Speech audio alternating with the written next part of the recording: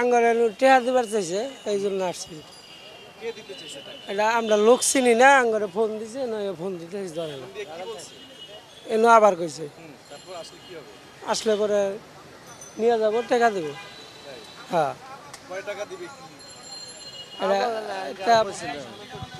টাকার কথা বলে নাই, মানে টাকার কথা বলে নাই, টাকা দিব এইসব করে নিয়ে আসি আমরা।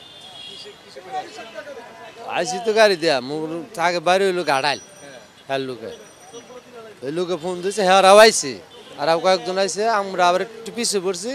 হারা বলে এনে আইসি আমার করলে তাহলে এনে খারো নেয়া এই ফোন দিয়েছি আন্দার সাথে তার দেখা সাক্ষাৎ হইল না, ফোন ধরতেছে না।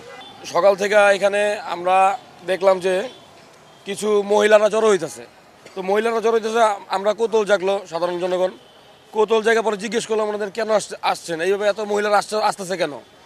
পরে ওনার কাছ থেকে দেখলাম এরকম টোকেন, এরকম ছোট ছোট টোকেন, ওইখানে লেখা হচ্ছে লুণ্ঠিত অর্থ উদ্ধার করব, বিনা সুদে পুঁজি নেব, অবৈধ অর্থ উদ্ধার, গণমুখী বিনিয়োগ, আবার লেখছে অহিংস গণ অভ্যুত্থান বাংলাদেশ। এখন হচ্ছে পরে আমরা জিজ্ঞেস করলাম কেন আসছেন, ওনারা বলতেছে, মহিলারা বলতেছে যে আমরা আমাদেরকে টাকা দিব, এখানে আসলে টাকা দিব, 1 লাখ করে টাকা দিব ওনাদেরকে।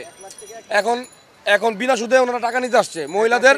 আওয়ামী লীগ বারে বারে ষড়যন্ত্র কইরা এইভাবে বারে বারে দেশটারে একটা ধ্বংসের দিকে নিয়ে যেতে চাইতেছে। আমরা সাধারণ জনগণ এটা তো অবশ্যই আমরা হইতে দিব না ভাই। যেই সাধারণ মহিলাগুলোকে নিয়ে আসছে আমরা বুঝাই, এরা তো সাধারণ মহিলা, এরা আসলে রাজনীতির কি জিনিস এটা তারা বুঝে না। তাদেরকে আইন না, তাদের 1 লাখ টাকা করে দিবে এই লোভ দেখাইয়া তাদেরকে নিয়ে আসছে এখানে একটা মিটিং মিছিল করার জন্য। আওয়ামী লীগের এটা সবচেয়ে বড় পয়েন্ট ছিল যে আজকে যদি তারা এটা করতে পারতো তারা মনে করতো যে তারা সাকসেস, কিন্তু আসলে তো ব্যাপারটা এরকম না। ওরা সমাবেশ করার জন্য শাহবাগের জাদুঘরের সামনে তারা স্থান দখল করছিল, কিন্তু এটা তো সাধারণ জনগণ এই জিনিসটা হইতে দিবে না, যে কারণে যারাই আসতেছে তাদেরকেই আমরা মানে বুঝাইয়া পাঠিয়ে দিতেছি। বিভিন্ন ডিস্ট্রিক্ট থেকে তারা গাড়ি বোঝাই করে লোক আনছে এখানে জড়ো করার জন্য। এখানে লেখা ছিল বিনা সুদে 1 লক্ষ থেকে 1 কোটি টাকা লোন দিবে, ডক্টর ইউনূস নাকি এখানে লোন দিবে, তাদের এখানে জড়ো করছে। আসলে তাদের উদ্দেশ্য ছিল বাংলাদেশটাকে একটা অস্থিতিশীল পরিবেশ সৃষ্টি করার জন্য। আর নিচে লেখা ছিল তারা অহিংস আন্দোলন করে একটা গণ অভ্যর্থন করাবে। এই বর্তমান যেই অন্তর্বর্তীকালীন সরকার আছে তাদেরকে গণ অভ্যর্থনের জন্য তাদেরকে এখানে আছে একটা নকশা করার জন্য আর কি। ভারত থেকে একটা উস্কানি দিয়ে, ওখান থেকে উস্কানি দিয়ে কিছু লোককে টাকা দিয়ে এখানে পাঠাইছে যাতে একটা বিশৃঙ্খলা হয়।